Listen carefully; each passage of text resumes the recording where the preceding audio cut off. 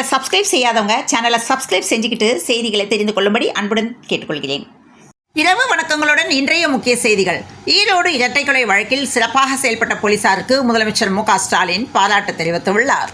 சென்னையில் சாதகமான வானிலை இல்லாத காரணத்தினால் சென்னை விமான நிலையத்தில் 9 விமானங்கள் தரையிறங்க முடியாமல் வானில் வட்டமடித்து வருகின்றன.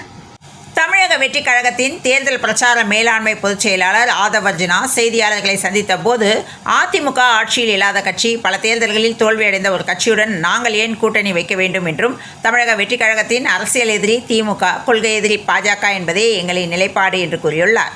இதற்கு ஆதவர்ஜுனாவின் பேச்சுக்கு எதிர்ப்பு தெரிவித்து அதிமுக ஐடி பிரிவு பதிவு ஒன்றை வெளியிட்டுள்ளது.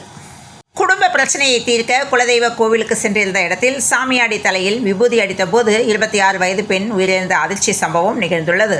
கடந்த 40 நாட்களுக்கு முன் இளம்பெண் பிரியாவுக்கு குழந்தை பிறந்த நிலையில் குடும்ப சண்டை காரணமாக அவரது கணவர் கௌதம் குழந்தையை தூக்கி சென்றுள்ளார். இந்நிலையில் குலதெய்வ கோவிலில் சமாதானம் பேசிய நிலையில் கௌதமியின் தம்பி கௌசிக் சாமியாடி விபூதி அடித்த போது பிரியா மயங்கி விழுந்து உயிரிழந்தார். 40 நாட்களேயான பச்சிளம் குழந்தை தனது தாயை எழுந்து தவித்து வருவது சோகத்தை ஏற்படுத்தியுள்ளது. சென்னை எழிலகத்தில் உள்ள மாநில அவசரகால செயல்பாட்டு மையத்திற்கு வருவாய் மற்றும் பேரிடை மேலாண்மைத்துறை அமைச்சர் சாத்தூர் ராமச்சந்திரன் இன்று நேரில் சென்று ஆய்வு மேற்கொண்டார். ஆத்தூரில் பராமரிப்பின்றி பாழாகும் சிறுவர் பூங்காவால் அச்சப்படும் மக்களால் கவனிப்பார்களா அதிகாரிகள் என்ற கேள்வி எழும்பியுள்ளது. தேனி மாவட்டத்தைச் சேர்ந்த நியோமேக்ஸ் முதலீட்டாளர்கள் பாதுகாப்பு சங்கம் ரூபாய் 6000 கோடி நிதி மோசடியில் ஈடுபட்டதாக கூறப்படும் நியோமேக்ஸ் நிதி நிறுவனத்துக்கு எதிராக உயர்நீதிமன்ற மதுரை கிளையில் மனு தாக்கல் செய்துள்ளனர். இந்நிலையில் நியோமேக்ஸ் வழக்கில் எஃப்ஐஆர் மட்டும் போதாது, பாதிக்கப்பட்டோருக்கு நஷ்ட ஈடு முக்கியம் என்று மதுரை ஐகோர்ட் தெரிவித்துள்ளது. அரக்கோணம் ஒன்றிய திமுக இளைஞர் அணி துணை அமைப்பாளர் பொறுப்பிலிருந்து தெய்வசெயல் நீக்கப்பட்டுள்ளார். கல்லூரி மாணவியின் புகாரை தொடர்ந்து திமுக இளைஞர் அணி செயலாளர் உதயநிதி ஸ்டாலின் இந்த நடவடிக்கை எடுத்துள்ளார். இந்நிலையில் தெய்வசெயலுக்கு பதிலாக கவியரசு என்பவர் அரக்கோணம் ஒன்றிய திமுக இளைஞர் அணி துணை அமைப்பாளராக நியமிக்கப்பட்டுள்ளார்.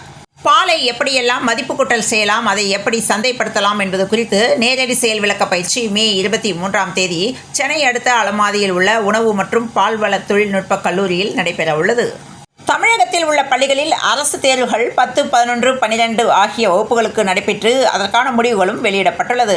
அதில் தேர்ச்சி பெற்ற மாணவர்கள் மாற்று சான்றிதழ்களை பெற்று அடுத்தபடியாக உயர்கல்விக்கு செல்லும் வகையில் பல்வேறு கட்ட நகர்வில் ஈடுபட்டு வருகின்றனர். இதற்கு முக்கிய தேவையாக உள்ள வருவாய்த்துறை மூலம் வழங்கப்படும் ஜாதி, வருமானம், இருப்பிட சான்றிதழ்கள் பெற வேண்டுமென அறிவுறுத்தப்பட்டுள்ளது. இந்நிலையில் சேவை மையங்களில் மாணவ மாணவிகள் காத்து கிடக்கின்றனர். தமிழ்நாடு முதலமைச்சர் மு க ஸ்டாலின் இன்று தலைமை செயலகத்தில் ஜம்மு காஷ்மீர் மாநிலத்தில் தீவிரவாதிகளின் தாக்குதலை தொடர்ந்து இந்தியா மேற்கொண்ட ஆபரேஷன் சிந்தூர் காரணமாக ஜம்மு காஷ்மீர் மற்றும் பஞ்சாப் மாநிலங்களில் உயர்கல்வி பயில சென்ற தமிழ்நாட்டை சேர்ந்த மாணவ மாணவியர்கள் தமிழ்நாடு திரும்ப இயலாத நிலையில் துரித நடவடிக்கை மேற்கொண்டு பாதுகாப்பாக தமிழ்நாட்டிற்கு அழைத்து வந்ததற்காக அம்மாணவ மாணவியர் தங்களது நன்றியை தெரிவித்துக் கொண்டனர். சென்னையில் உள்ள அரசு கலைக் கல்லூரிகளில் விண்ணப்பிக்க மே 27ஆம் தேதி கடைசி நாள் என ஆட்சியர் லட்சுமி தகவல் தெரிவித்துள்ளார். கொரோனா குறித்து பொதுமக்கள் அச்சமடைய வேண்டாம் என்றும் 3வது நபரே காரணம் என்றும் ஆர்த்தி ரவி அறிக்கை விடுத்துள்ளார். மத்திய அரசு தமிழ்நாட்டை புறக்கணிப்பதால் நிதி ஆயோக் கூட்டத்தை நான் புறக்கணிக்கிறேன் என்று வீராவேசமாக பேசிய பொம்மை வேந்தர் மு க ஸ்டாலின் தற்போது நிதி ஆயோக் கூட்டத்தில் பங்கேற்க டெல்லி பறக்கிறாராம் என்று இபிஎஸ் விமர்சனம் செய்துள்ளார். சிவகங்கையில் சம்பந்தப்பட்ட கல்குவாரி உரிமையாளர்களின் மீது கடுமையான நடவடிக்கை எடுக்க வேண்டும் எனவும் தமிழக அரசை வலியுறுத்துகிறேன் என அமமுக பொதுச் செயலாளர் டிடிவி தினகரன் வலியுறுத்தியுள்ளார். தமிழ்நாட்டில் எப்படியாவது இந்தியை திணித்துவிட வேண்டுமென ஒன்றிய அரசு பல வடிவங்களில் முயற்சித்து வருகிறது. இந்நிலையில் மகாராஷ்டிரா மாநிலத்தை சேர்ந்த மாணவன் 10ஆம் வகுப்பு பொதுத் தேர்வில் தமிழ் பாடத்தில் 100க்கு 96 மதிப்பெண்கள் எடுத்து அனைவரையும் ஆச்சரியப்பட வைத்துள்ளான். வளிமண்டல கீழடுக்கு சுழற்சி காரணமாக தமிழகத்தில் ஒரு சில இடங்களிலும் இடி மின்னலுடன் கூடிய மழை பெய்து வருகிறது. இந்த நிலையில் தமிழகத்தில் பெய்த திடீர் மழையால் விவசாய தொழில் பாதிக்கப்பட்டுள்ளது. இதனைத் தொடர்ந்து விவசாயிகள் அடைந்துள்ள நஷ்டத்திற்கு நிவாரணத் தொகை வழங்க வேண்டும் என்று ஜி.கே. வாசன் தெரிவித்துள்ளார். மத்திய அரசின் தொழிலாளர் விவசாயி விரோத கொள்கைகளை எதிர்த்து மத்திய தொழிற்சங்கங்கள் இன்று அறிவித்திருந்த நாடு தழுவிய பொது வேலை நிறுத்தம் நாட்டில் தற்போது நிலவும் சூழல் காரணமாக ஜூலை 9ஆம் தேதிக்கு தள்ளி வைக்கப்பட்டுள்ள நிலையில் இன்று நாடு தழுவிய பெருந்திரள் ஆர்ப்பாட்டங்களை நடத்த அழைப்பு விடுத்திருந்தன. சமூக நீதி கொள்கையை சவக்குழிக்கு அனுப்பும் மத்திய அரசு என்று திருச்சியில் திராவிடர் கழகத்தினர் ஆர்ப்பாட்டத்தில் ஈடுபட்டனர்.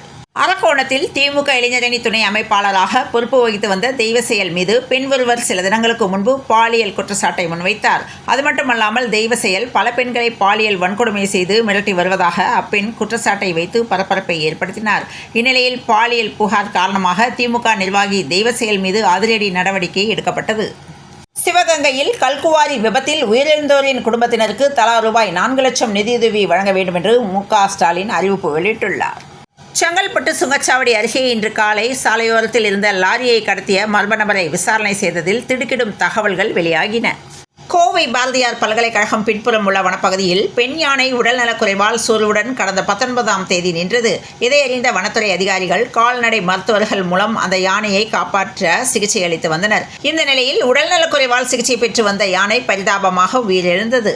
சென்னையில் பராமரிப்பு பணி காரணமாக சென்னை ஆவடி பகுதியில் ஆவடி சோதனை சாவடி, என்எம் சாலை, நந்தவனம், மேட்டூர், கனிகாபுரம், திருமலை ராஜபுரம் மற்றும் நேல்நகர் ஆகிய பகுதிகளில் நாளை மறுநாள் வியாழக்கிழமை காலை 9 மணி முதல் மதியம் 2 மணி வரை மின்வாரிய பராமரிப்பு பணி காரணமாக மின் விநியோகம் நிறுத்தப்படும் என்றும் மதியம் 2 மணிக்குள் பராமரிப்பு பணி முடிவடைந்தவுடன் மின் விநியோகம் கொடுக்கப்படும் என்று தகவல் தெரிவித்தனர்.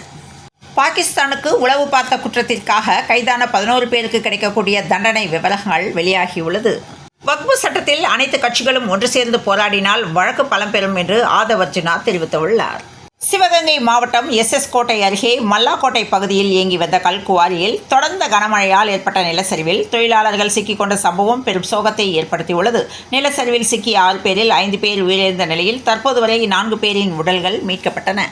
கர்நாடகாவில் தொடர் மழை. காவிரி நீர்பிடிப்பு பகுதிகளில் பெய்து வரும் கனமழையால் மேட்டூர் அணைக்கு இன்று நீர்வரத்து வினாடிக்கு 9683 கன அடியாக அதிகரித்துள்ளது.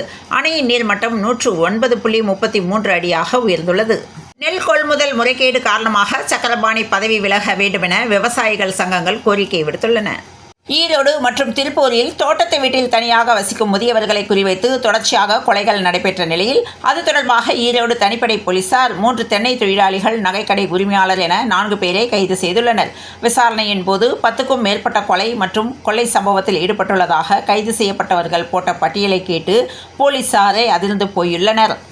சேலம் மாணவர் தற்கொலை. நடப்பாண்டில் 6வது உயிரிழப்பு. மாணவர்கள் தான் நாட்டின் எதிர்கால தூண்கள். அவர்களை நீட் என்ற ஒரு தேர்வு தொடர்ந்து பழிவாங்குவதை அனுமதிக்க முடியாது என பாமக நிறுவனர் ராமதாஸ் தெரிவித்துள்ளார்.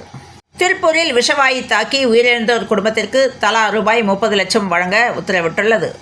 சென்னை துறைமுகத்தில் ரூபாய் 100 பார்க்கிங் கட்டணம் எதிர்த்து லாரி உரிமையாளர்கள் இன்று முதல் வேலைநிறுத்த போராட்டத்தில் ஈடுபட்டுள்ளனர். சென்னை துறைமுகத்தில் மட்டும் 4500 லாரிகள் இயங்காது என அறிவித்துள்ளனர். முதலமைச்சர் மு.க.ஸ்டாலின் அவர்கள் இன்று சென்னை ராணிமேரி கல்லூரியில் நடைபெற்ற நிகழ்ச்சியில் உயர்கல்வித்துறை சார்பில் ராணிமேரி கல்லூரியில் 42 கோடி ரூபாய் செலவில் கட்டப்பட்டுள்ள மாணவியர்களுக்கான விடுதி கட்டடம் உள்ளிட்ட அரசு கலை மற்றும் அறிவியல் கல்லூரிகள், பொறியியல் கல்லூரிகள், அரசு பல்வகை தொழில்நுட்ப கல்லூரிகள் மற்றும் பல்கலைக்கழகம் ஆகியவற்றில் 120 கோடியே 2,80,000 ரூபாய் செலவில் கட்டப்பட்டுள்ள வகுப்பறை கட்டடங்கள், ஆய்வக கட்டடங்கள், பணிமனைகள், விடுதி கட்டடங்கள் போன்ற பல்வேறு கட்டடங்களை திறந்து வைத்து 207 கோடியே 82,47,000 ரூபாய் செலவில் புதிதாக கட்டப்பட உள்ள உயர்கல்வித்துறை கட்டடங்களுக்கு அடிக்கல் நாட்டினார்.